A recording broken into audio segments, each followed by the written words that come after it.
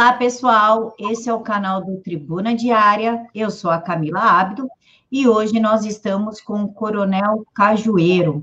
O coronel, ele é superintendente de comunicações críticas, presidente da Comissão de Análise de Vitimização da Polícia Militar do Estado do Rio de Janeiro e presidente da Associação Beneficente de Heróis do Rio de Janeiro. Coronel, muito obrigada por aceitar falar conosco. Obrigado. A gente está aqui para falar um pouco sobre a realidade da Polícia Militar. Nós estamos aí na Polícia Militar há 29 anos e é uma situação aí de confronto, né, que a gente vai conversar ao longo do programa, em que só aqueles que estão na linha de frente no terreno conhecem. A sociedade pouco ouve falar, muitas vezes, né, essa realidade nossa é distorcida por quem só nos critica. Então, eu agradeço muito a oportunidade, em nome de milhares de mortos nossos, milhares de feridos e milhares de órfãos nossos, de poder mostrar um pouco disso, que nos angustia muito, que nos pressiona muito, mas conseguir explicar em números, em nomes, em realidades, para jornalistas e programas de alto nível como vocês. Muito obrigada, Coronel. Coronel, eu gostaria de iniciar essa entrevista com a seguinte questão.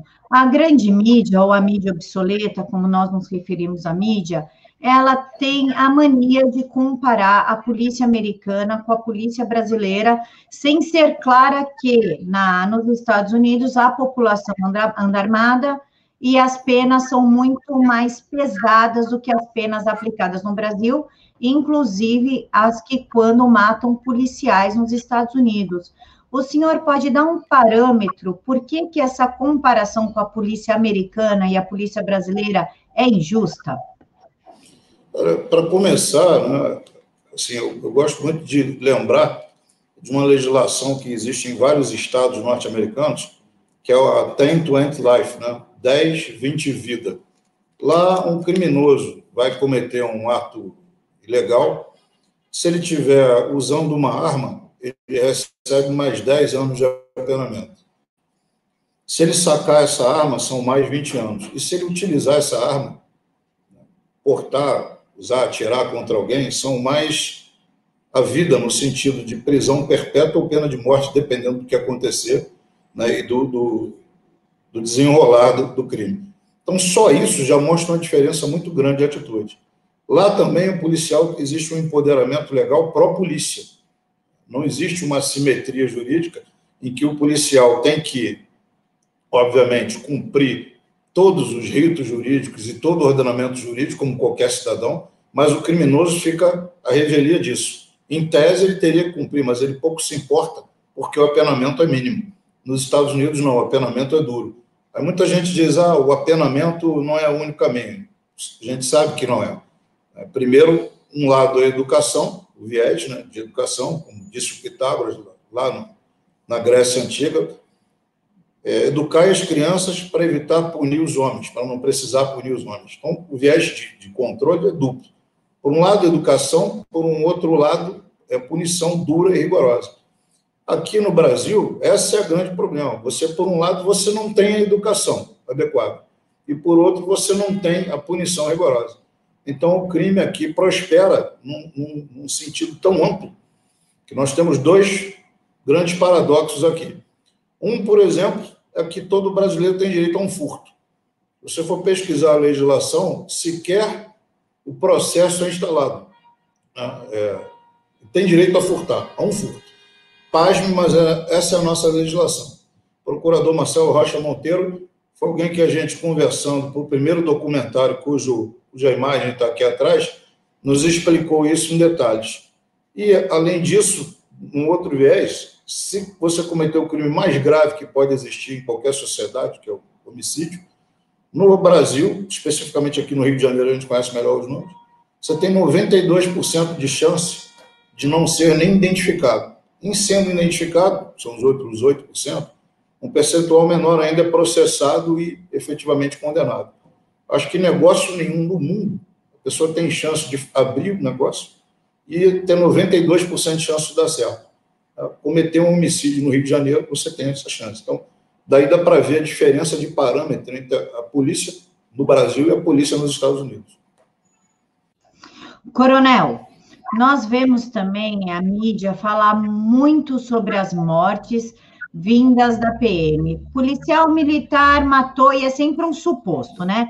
Um suposto traficante. Isso quando não coloca estudante para chocar a população, e quando vamos ler a matéria propriamente dita, lá fala que ele teve 80 passagens por roubo, 2 homicídios, tráfico de drogas, mas é sempre na vitimização do bandido, né? O suposto, o estudante, o trabalhador, e um caso muito emblemático que aconteceu há 2 semanas atrás, foi um policial que atirou nas costas de um rapaz que roubou a moto desse policial. E a mídia colocou o policial como um assassino que atira pelas costas de um singelo estudante. Como o senhor vê essa proteção aos bandidos e a criminalização da polícia militar e o fato de pedir a desmilitarização da polícia militar? A gente, entre a gente, às vezes até brinca, né? Ironiza isso, dizendo que as nossas munições são beatificadoras, né? São honestizadoras. Elas conseguem, ao atingir um criminoso que tem muitas, às vezes dezenas de passagens pela polícia, aí, rapidamente, ao ser atingido por uma munição nossa, ainda mais caso ele venha a falecer, ele aí se torna um estudante, um trabalhador exemplar, um pai de família, e não é nada disso. Eu estava vendo ontem, depois a gente pode levantar o nome, o camarada foi preso, mais uma vez, 70 passagens pela polícia. 70 vezes preso. Lembro o caso do médico que foi morto na Lagoa, a facadas, aquele criminoso que matou ele tinha 17 vezes sido preso. Então, aí fica muito difícil dizer que a polícia sempre mata. Existem confrontos? Existem, a gente não pode negar isso. Às vezes existem erros? Existem. Mas a polícia tem mecanismos de apuração. O cidadão que se conseguir se considerar injustiçado, ele pode procurar a Corregedoria da Polícia, a Ouvidoria, a Corregedoria Unificada, o Ministério Público, a Polícia Civil, a Polícia Federal, a imprensa. Agora, eu não vejo assim ninguém divulgar, pelo menos eu não vi até hoje, o telefone da Corregedoria do narcotráfico, a ouvidoria da narcoguerrilha. Nunca vi isso. Então, por pior que seja a eventual ação de um policial isoladamente, que não é o que é ensinado pela instituição, muito pelo contrário do que se divulga, a nossa maior preocupação sempre é com o cidadão de bem. Na dúvida, não atire. Houve inocente no teatro de ação, não opere. Né? Evite, né, o confronto quando você sabe que tem muito risco, né, possível. Mas atue, entre, patrulhe. Né? Não se pode deixar de agir. Mas essa história realmente de que a gente mata inocentes, infelizmente é conduzida pela mídia, né, de uma forma irresponsável, sempre dizendo que o policial entra atirando. A gente já participou de N operações e você nunca atira caso não atirem em você. Você reage a tiros. O tiro esse que você chega a ouvir, o que a gente chama de abelha de chumbo, que é quando a munição passa próximo ao seu ouvido a menos de 5 metros, você ouve um zumbido como se fosse uma abelha. E quem ouve isso sabe que estão atirando em você, mas aí você não pode reagir. Algumas vezes a gente até cancela algumas ações devido à presença de teatro de operações de inocentes, mas deixar de agir, não. É necessário, a gente não pode abandonar determinadas ações. Mas existe realmente isso que você falou e não é bem isso que é divulgado. A gente, por exemplo, muitas vezes está operando nas áreas e aí há uma série de confrontos, maior parte das vezes os policiais militares são alvos de tiro e sequer atiram. Isso aí a gente chama de subnotificação oficial, que eu só notifico, só registro quando eu consumo munição. Isso que é registrado em termos de confrontos, de tiroteio, na verdade seria 3, 4, 5 vezes maior do que isso, porque a gente não notifica aquilo que efetivamente a gente não consome munição. Só que o outro lado, né, o lado do crime, ele atira à vontade, ele não se preocupa se tem criança, se tem mulher, se tem idoso, se tem animal no caminho, mas nós sim, por obrigação e por ética, a gente se preocupa com isso. Acho que realmente é isso. Coronel, o senhor falou na ouvidoria e na corregedoria. Não é injusto a atuação da corregedoria em cima do policial militar se, primeiro, ela não estava na operação, e, segundo, há diversos falsos testemunhos com a única intenção de prejudicar o policial militar, e isso acaba manchando a ficha dele. Não é uma atuação injusta ter uma corregedoria, uma ouvidoria, se já tem um comandante para lidar com essas situações? Como toda profissão, existem, às vezes, excessos. Às vezes, existem alguns policiais que transgridem a disciplina, que cometem excesso, até porque por trás de qualquer farda existe um ser humano. Então, muitas vezes, o ser humano ele perde o controle, né? O autocontrole envolve a questão psiquiátrica e psicológica. Tropas submetidas ao teatro de operações nossas atingem um nível de estresse catalogado em vários exércitos e forças armadas e polícias do mundo que tenham operações semelhantes, muito alto nível de estresse e de problemas psiquiátricos e psicológicos. Então, a corregedoria ela tem que atuar, né? Nós já tivemos corregedores que se preocupavam com detalhes assim muito pequenos. Se você for ver um dos códigos mais rigorosos do mundo em termos de disciplina, que dispensa apresentação, é o Bushido Samurai. E até no código Bushido Samurai, ele coloca que existem falhas que são humanas e aceitáveis. Hoje, a gente tem na nossa corregedoria um dos profissionais mais capazes da Polícia Militar, o Coronel Amaral, alguém que conhece a realidade. Então, teve no terreno várias vezes, comandou unidades operacionais. Então, é alguém que jamais vai cometer, assim, covardias contra policiais. Entendeu? Há uma tranquilidade institucional e saber que a gente tem alguém consciente à frente da polícia, né? Que é a corregedoria, que vai fiscalizar o policial, mas não no sentido de prejudicá-lo. A corregedoria está ali no sentido de apoiá-lo. Então, quem age bem não tem o que se preocupar. Eu me lembro de uma ocorrência que a gente estava correndo atrás de uns criminosos que atiraram numa guarnição nossa em Paracambi. E a história é longa, eu vou encurtar, mas finalmente, quando a gente cercou entrando por um lado da rua e pelo outro, os 3 marginais estavam sendo rendidos por um cidadão que estava paisando. Esse cidadão trabalhava na corregedoria e nos ajudou a prender. Ele estava numa missa e soube que os 3 estavam lá, e daí nós levamos para a delegacia e concluímos a ocorrência. Então, a corregedoria não é nenhum bicho-papão para quem age corretamente. Eu já trabalhei na corregedoria, quando era capitão. Passei um ano lá. Né? Assim, não é... Isso é exagero, às vezes acontece. Mas muitas vezes não. E também é necessário que o policial saiba que tem uma força interna que está controlando ele, que está agindo. Porque quando você dá o poder, né, máximo em que a sociedade abre mão do monopólio da violência para um agente legal, que é o policial, tem que saber que tem alguém fiscalizando ele. Você não pode dar poder demais a ser humano nenhum, nem o policial. Então, não vejo a corregedoria como adversário, como inimigo. É uma força complementar e importante que esteja no terreno, para que todo mundo saiba que tem limite, né? Lembrar que tem limite.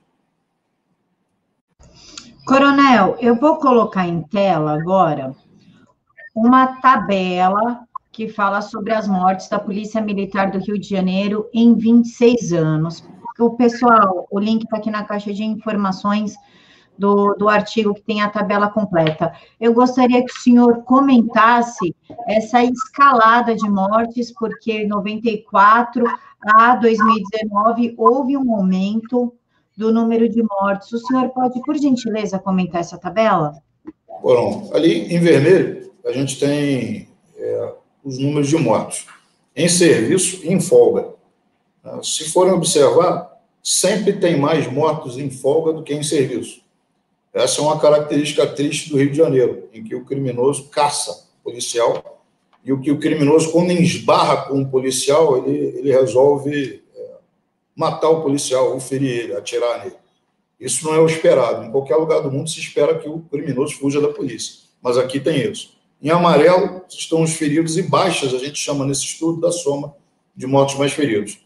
Essa soma completa, a variações vai acontecendo em termos de anos, aí um pouco mais, um pouco menos, te dá uma triste realidade de que o nosso efetivo serviu aí ao longo de 26 anos, um pouco mais de 20% dele, né, quase 20% dele foi morto ou ferido. E também permite que a gente veja que a questão, ela, entre altos e baixos, ela tem um contínuo. esse corte temporal de 1994 tem a ver com a formatura da minha turma, né, em final de 93. Eu entrei em 91 na polícia, em 93, dezembro, no final de 93, início de 94, a gente entra em operação nas ruas. Já naquela época, como tenente, comecei a contabilizar isso. E, para triste constatação, a gente descobriu que os nossos números não têm comparação com outras polícias do mundo. Então, as nossas taxas não têm comparação. E viemos colecionando isso, mas efetivamente só foi ser ouvido quando a gente atingiu o último posto da instituição. Eu não sei como é que é exatamente na hierarquia do jornalismo, mas na hierarquia militar você realmente só é ouvido quando chega no último posto. Então aí a coisa realmente caminhou. Assim, se a gente tem um resultado positivo para falar, mais recente, foi no ano passado, a gente teve uma redução de quase 30% no número de mortos, o que é bastante significativo. Foi o menor número da série temporal, foi 80 mortes em 2019, e em grande parte também pela ventilação do tema, pela discussão, pela mudança de comportamento do policial, tanto em folga quanto em serviço, e também por vários cursos de primeiros socorros, né, de paramedicina, para que a coisa ali, né, o atendimento pré-hospitalar, paramédicos, para que a coisa seja dirimida ali, assim que acontece, né, você chama dos golden hour, ou golden minutes, que é aquele primeiro salvamento. Então, muita gente recebeu treinamento, equipamento, conseguiu evitar que haja morte, e assim, aumentou o número de feridos até por causa disso, porque o que ia ser morto acabou virando ferido, em grande parte. Então, esses são números muito trágicos. Coronel, a outra tabela é uma tabela comparativa entre a Polícia Militar do Rio de Janeiro e as forças militares em guerra. E o que chama a atenção é que o efetivo da polícia é um menor número comparado aos efetivos que participaram das guerras, porém o número de mortos, feridos e baixas são muito maiores. Como é que o senhor explica essa tabela? Então, o que acontece? Você tem números absolutos, obviamente, menores, né, do que confrontos. Mas os números relativos, que são os percentuais, pegando os casos de morte, já que a tabela é longa. A nossa taxa de mortos é de 3,2% aqui no Rio de Janeiro, nesses últimos... Só a polícia 26 anos. Né, são um número de mortos dividido pelo efetivo, que você viu no período, vezes 100. A Força Expedicionária Brasileira, 1,84%, a taxa de mortos deles. Isso aqui são números da Segunda Guerra. Primeira Guerra Mundial, Forças Armadas Americanas, 2,46%. Segunda Guerra, 2,52%, Forças Armadas Americanas. Forças Armadas Americanas, Guerra da Coreia, 0,95%. Guerra do Vietnã, 0,98%. E Golfo Pérsico, retomada do Kuwait, 0,02%. Infelizmente, o resumo dessa tabela, a gente pode dizer que foi mais arriscado ter servido aqui na PM do Rio de Janeiro nos últimos 26 anos do que ter ido a qualquer confronto desse pelas Forças Armadas norte-americanas no século XX. Ou, de outra forma, que às vezes a gente também comenta entre a gente, se a gente fosse para um conflito desse, a gente teria ido a passeio para ver a realidade do que está acontecendo aqui no Rio de Janeiro. E uma coisa que é, assim, uma espécie de mutação ou de anomalia, é que, ora, você está atravessando uma senhora, conversando com uma criança, dando uma informação, ora, você está trocando tiro com armas de guerra. E outra questão também, que não está retratada nessa tabela, mas é bom comentar, é que isso existe num espaço geográfico reduzido, restrito à área metropolitana do Rio de Janeiro. Então, essas taxas aqui envolvem efetivo do estado inteiro. Mas quando você reduz para estudar a área metropolitana, é metade do efetivo. Então, essas taxas aqui dobram se a gente for analisar só a região metropolitana. Para ter uma ideia, se a gente for analisar algumas unidades nossas, a gente começou essa pesquisa, só não terminou ainda, ela está assim, dizer assim, tipo de spoiler, né, que a gente estaria dando para você e para quem estiver assistindo, a turma do pelotão que se formou do meu motorista, segurança e hoje amigo, Cabo Gouveia. 60 pessoas se formaram na turma dele. 20, né, foram mortos ou feridos em 5 anos. Né, em 5 anos. Ou seja, a baixa dele, dessa unidade dele, 30%, 33%, ela dizendo. GTPP do Rafael Cabral. Rafael Cabral é um dos 3 que estão aqui nesse pôster aqui atrás de mim, do Heróis do Rio. Mais da metade da unidade dele, né, o GTPP da Vila Cruzeiro, foi morto ou ferido em 5 anos. Então, aí são taxas de 50% para o GTPP do Rafael Cabral e para o pelotão do Gouveia, 33%. Taxas assim mais intensas do que essa, a gente só encontra na Segunda Guerra Mundial entre tripulação de submarinos da Alemanha, 8ª Força Aérea Americana, se não me engano, e uma parte do Exército Russo. Até outras forças armadas a gente não encontra nada disso, né? Ou seja, corroborando aquilo que a gente acabou de dizer, essas taxas anteriores da tabela que foi mostrada falam do estado inteiro. Quando a gente pega e espreme esse universo para a região metropolitana ou unidades específicas, né, ou seções, a gente encontra mais problema. A gente está investigando o GTPP do Falé, né, do que está no meio ali do Fávaro, talvez a taxa dele chegue bem próxima dos submarinos alemães, dos submarinistas, que era da ordem de 70% de baixa. Coronel, agora com tudo isso que o senhor apresentou, as tabelas, o alto índice de mortos e feridos do policial militar do Rio de Janeiro, até comparado a grandes guerras, nós tivemos aí uma decisão um tanto sui generis do Supremo Tribunal Federal, que é impedir ações policiais dentro das comunidades. Como que a polícia do Rio de Janeiro pretende lidar com a crescente violência? Lembrando que nos anos 90, o Brizola tomou a mesma decisão e foi totalmente infrutífera para a população carioca. Como que a Polícia Militar do Rio de Janeiro pretende lidar com a violência estando com as mãos atadas? Nós somos militares, nós cumprimos ordens. A Suprema Corte de um país, quando decide alguma coisa, a gente pode lamentar, mas cumpre.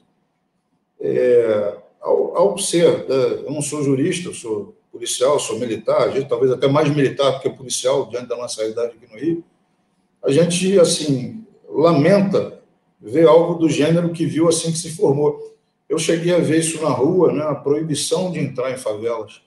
E aí, infelizmente, as favelas se armaram, né, os traficantes se armaram. Dentro das favelas existem, a maioria das pessoas são trabalhadores. E quando você tem uma área da cidade retirada da soberania do Estado dela, já que a polícia não pode mais entrar, estão as populações, as pessoas de bem que estão ali dentro, estão à mercê completamente do crime. O mal ali está dominando aquilo. Então, a gente tem situações que vimos, né, várias vezes, do cidadão que, por exemplo, tem uma esposa bonita, uma filha bonita, o narcotraficante pode cismar que aquela mulher tem que pertencer a ele. E aí ou o cidadão se muda, ou perde a esposa ou a filha, né, ou morre, ou todos são mortos. Então, esse é o tipo de situação que provavelmente deve voltar a ocorrer, né, em se confirmando isso, caso não haja uma mudança. Assim, essa tentativa, né, talvez até romântica, de não combater, achar que é impossível se combater com violência ou retirar a possibilidade de violência, a gente tem analogia também na história. O primeiro-ministro inglês, o Neville Chamberlain, quando ele viajou para tentar um pacto, né, com Adolf Hitler, um criminoso que montou uma quadrilha que foi chamada de nazismo, em que já executavam pessoas, já tinham campos de concentração antes de começar a Segunda Guerra. E o primeiro-ministro inglês achou que era possível dialogar, dava para não ter confronto, podia não haver enfrentamento, e com isso estariam protegendo vidas. A gente viu o que aconteceu. A gente teme, a gente não quer confronto, a gente gostaria, sim, que isso se resolvesse sem haver necessidade de confronto, né, a questão do narcotráfico, mas nós entendemos, na nossa realidade prática, né, que a gente vai lá e vê o teatro de operações, que vão se armar cada vez mais. E a gente chega a ter pena, realmente pena, e a gente sente a agonia da população que vai estar ali dentro completamente à mercê do crime. Eu não imagino que bairros, né, como Ipanema, Leblon, Copacabana, eu lembro que quando a gente acompanhava, na época acompanhamos estatísticas, Ipanema era mais seguro do que a Dinamarca, que é um dos países mais seguros do mundo. Eu não imagino que Ipanema aceitasse, né, as pessoas que moram em Ipanema, que têm alto nível intelectual, de rendimento, DH, entre os mais altos do mundo, aceitassem que não houvesse patrulhamento, policiamento lá. A gente lamenta porque, assim, quando o Estado abre mão da soberania de uma região, imaginar que, através disso, a polícia não indo mais lá vai melhorar. Talvez mais adiante a gente veja uma expansão disso e vá crescendo. Em vez de só estar dentro da comunidade, daqui a pouco, um bairro, um pedaço do bairro, o bairro todo, a cidade, o estado do Brasil. A gente viu uma palestra de umas autoridades mexicanas, alguns anos atrás, até na escola de magistratura, em que o palestrante mexicano informava com muita tristeza e recomendava a todos que não deixassem o Brasil chegar naquele ponto. Dizia ele que boa parte do território do México ele chamava de um narco-estado. Dominavam as 3 esferas de poder. Então, é algo muito complicado, né, de imaginar isso. Eu espero, sinceramente, que as nossas autoridades, né, do mais alto nível judiciário ouçam, vejam a nossa realidade e tentem mudar isso, principalmente em nome das pessoas que estão lá. A gente pode ter até a aparente inicial tranquilidade de morrerem menos policiais, mas a gente sabe o que vai estar acontecendo com as pessoas inocentes que estão dentro desses locais. Coronel, logo após a decisão, a primeira decisão do Supremo, essa que antecedeu a proibição da ação dos helicópteros, 5 comunidades do Rio de Janeiro se juntaram e fizeram um complexo Israel, onde até religião foi imposta. Isso, moradores foram expulsos de suas casas, alguns desapareceram e crianças acabaram sendo baleadas em troca de tiro por disputa de território. Nem isso conseguiu fazer o STF voltar atrás de sua decisão, e o pior, eles colocaram agora que é proibida a ação de helicóptero. Se não pode ter ação física e nem de helicópteros, como conter a escalada desse complexo de Israel, por exemplo? Parecido com o que eu respondi antes, né?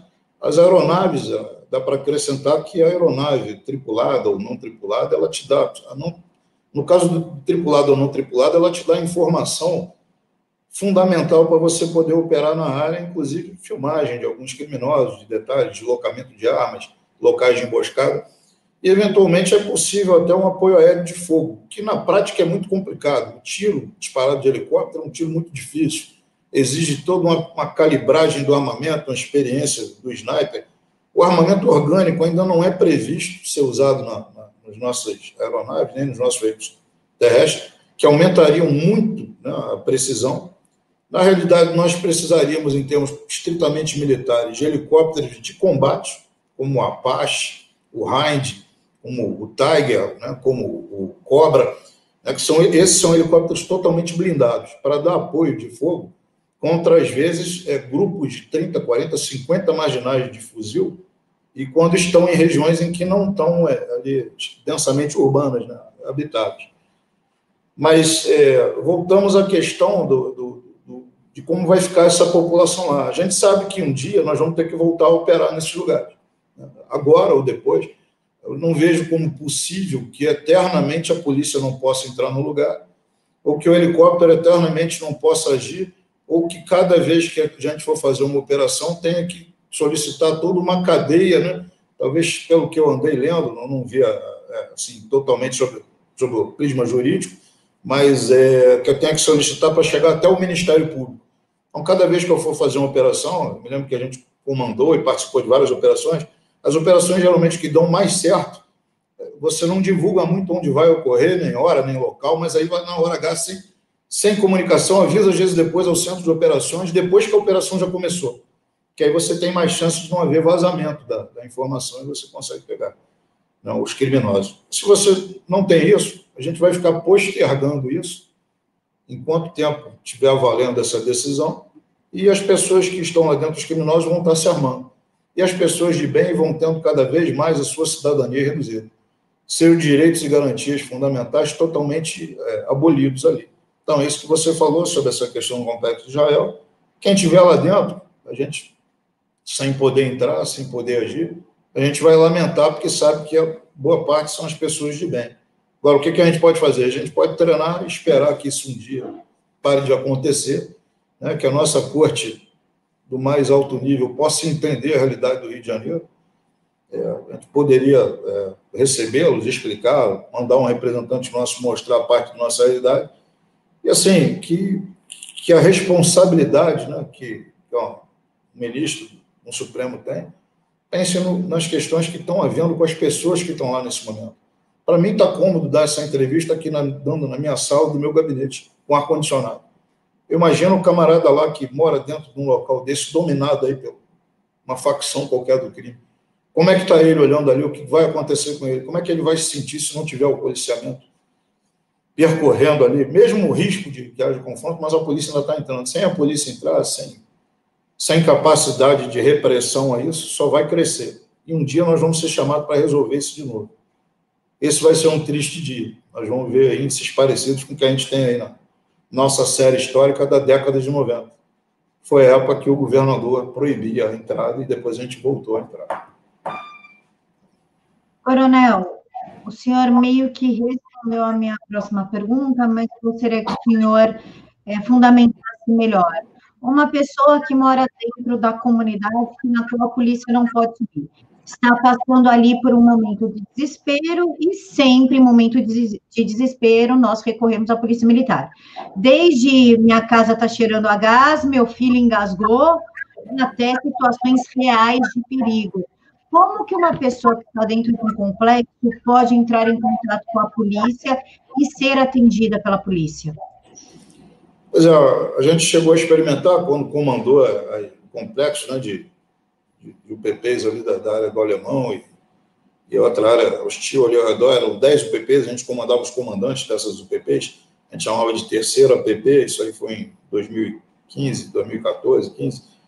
A gente viu na prática que a entrada da polícia, né, a ocupação do território pela polícia, mesmo que não fosse plena de efeito, mas aumentou muito o índice de ligações para exatamente o que você perguntou, 190, né, que é o telefone de emergência, para resolver coisa e tal, e houve bastantes ações da polícia. Hoje, eu não consigo responder, né, até onde eu poderia responder.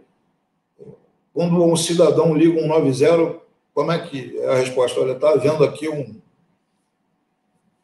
ocorrência bastante comum, né? Corriqueira. Meu vizinho está com um som muito alto aqui, está me incomodando. A gente chama de perturbação do sossego, né? Ou está vendo aqui uma briga de um casal, né? Ou então aqui o cachorro está latindo demais. São coisas assim comezinhas do nosso dia a dia. Aí o que a gente diz para o cidadão? Não podemos entrar, não temos autorização, ou vamos incomodar o Ministério Público, vamos ter que achar alguém para autorizar para uma viatura ir lá no dia a dia atender um som alto. Isso na prática não vai acontecer. Então, o que a gente pode dizer, infelizmente, é que esse cidadão, ele, no final das contas, ele tem que se mudar do lugar, procurar outra região para sobreviver, porque o que ele vai fazer? Com certeza não deve voltar, como acontecia em tempos de barbárie aqui, que o cidadão, quando tinha alguma queixa, ele ia procurar o chefe do narcotráfico no lugar, para aquele chefe do narcotráfico arbitrar tal qual um julgamento aí viking, ou sumério, não, a pena de talião, olho por olho, dente por dente, não, então ele roubou alguma coisa, ele corta a mão dele e tal. Isso aí foi um passado distante do Rio de Janeiro. A gente tentou evitar isso, né, tenta evitar isso, espera que isso não volte a acontecer, espera que o cidadão de bem que está ali resista, né, um tempo com dignidade, né? A gente espera até, no final das contas, que até o narcotraficante que eventualmente esteja ouvindo isso, saiba que a maioria ali é cidadão de bem e procure ter respeito e tratar bem as famílias que estão ali. Isso aqui é o que a gente pensa. Coronel, estamos caminhando para a última pergunta. Quando tem operações da Polícia Militar, troca de tiros, infelizmente alguma criança morre ou algum inocente é atingido, uma bala perdida, não tem como saber de onde veio, a mídia automaticamente coloca nas costas da Polícia Militar. Em operação da Polícia Militar, criança foi atingida por bala perdida, levando o público a crer que aquela bala pertence às armas da polícia. Hoje, sem operação da polícia, já foram 5 crianças mortas e silêncio total da mídia, porque essa bala só pode sair da arma de um traficante, de um bandido. Como o senhor vê o silêncio da mídia frente a um fato que choca, que é uma criança morta por bala perdida num local sitiado? Assim, como a gente falou no início da munição beatificadora, né, purificadora, Também tem o problema da nossa munição, que parece que é inteligente, né? É uma característica. A munição, a gente vai lá e atira, é a nossa munição que sempre acerta o inocente, né? Tem a mais essa característica.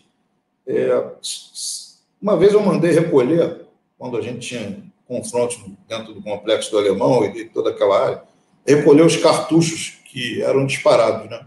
Principalmente dos criminosos. A quantidade de tiros que eles disparam contra a gente, contra o que quer que esteja pela frente, é inimaginável. Enquanto os nossos tiros são 1 a 1, porque tem que ter precisão, tem que ter alvo, tem que evitar acertar inocente, o narcotraficante não, são rajadas e rajadas. A gente até parou de recolher isso depois, tal a quantidade de estojo que tinha pelo chão. Negócio assim surreal, só quem realmente esteve no terreno para ver isso de perto. Aí, para piorar, a mídia ainda ataca mais ainda a gente, né? Dizendo que é sempre a gente que dispara, que a gente é o que está acontecendo. Existem hipóteses muito sombrias, mas a gente pode só colocar, né, o início do raciocínio. Para que você tenha um fuzil colocado no terreno, um fuzil custa aí 40, 50 mil reais no mercado negro. Você tem milhares de fuzis colocados no Rio de Janeiro, aí no terreno, na mão de narcotraficantes. E se você tem milhares de fuzis e cada fuzil consta 50 mil, você pega 50 mil, né, multiplica, né, por 1.000, você já tem alguns milhões, né, de reais gastos aí só em armamento. Você tem muita munição também, muita pistola. Então, você diria aí que, fazendo algumas contas entre pistolas e armas e armamento, talvez você tenha aí, só em termos de equipamento bélico, na casa aí de centenas de milhões de reais. Se centenas de milhões de reais são gastos em armas e munições para manter um negócio, quanto esse negócio fatura? É um raciocínio pesado. Esse negócio fatura bilhões. Quando se fatura bilhões, aí a verdade pode ser torcida, muitas coisas podem ser conseguidas. A gente pode... Não, o camarada que fatura bilhões consegue muitos aliados. Então, é um negócio, né? O narconegócio é muito lucrativo. Então, aí é fácil você conquistar opiniões favoráveis de todos os tipos. Muito complicado isso. Como é que a gente combate isso? Com muita vontade, com muita honestidade, com muita dignidade, sem corrupção, né? O poder de corrupção é muito grande, então influencia qualquer área. Então, realmente, aí consegue opiniões favoráveis de qualquer área. Coronel, para finalizarmos, o senhor gostaria de fazer alguma consideração final? Mandar um recado para as autoridades, para a mídia, o senhor gostaria? Sim, eu gostaria de pedir que as autoridades do judiciário, do executivo, do legislativo, nos ajudassem a entender essa dificuldade que a gente tem, procurassem proteger a população que depende das nossas decisões. Nós estamos numa área técnica hoje, já tivemos na área operacional, na área tecnológica, correção, ensino, e as nossas decisões têm que ser muito pensadas, porque afetam a vida, a liberdade e o patrimônio de milhões de pessoas. Então, que todos pensem bem e reflitam sobre o que é melhor para a nossa cidade, nosso estado, nosso país. E que a nossa imprensa também nos ajude. A gente precisa tentar melhorar o nosso país. Ou a gente começa a se desistir, a procurar aí outro país para viver, como muitos amigos têm feito. Mas acho que ainda é possível melhorar isso aqui, né? Com muito trabalho, muita honestidade, muita educação e muita vergonha, né? Com muita vontade de melhorar isso. O peso da responsabilidade é muito grande. E aproveitar o ensejo também, dizer como presidente da Comissão de Análise de Vitimização e da Associação Beneficente, que procurem os nossos endereços eletrônicos para ajudar os nossos vitimados. De acordo com os números que a gente falou aí, precisam de muita coisa. Próteses, calotas cranianas, remédios. As leis do Estado existem, a instituição age, mas existe uma demora e muitas vezes as coisas não conseguem ser adquiridas pelas dificuldades da lei de licitação. Mas a gente sabe que está se tentando e tem se feito muita coisa. A gente consegue ganhar essa guerra sim, a gente só precisa da autorização de alguns meios. A coragem moral e física nós temos. Pessoal, os links que o coronel citou estão aqui na caixa de informações. Basta clicar para ajudar as instituições. Coronel, mais uma vez, muito obrigada pela entrevista que o senhor concedeu a nós. Obrigado, Camila, e os ouvintes aí também. A gente está à disposição se alguém tiver alguma dúvida.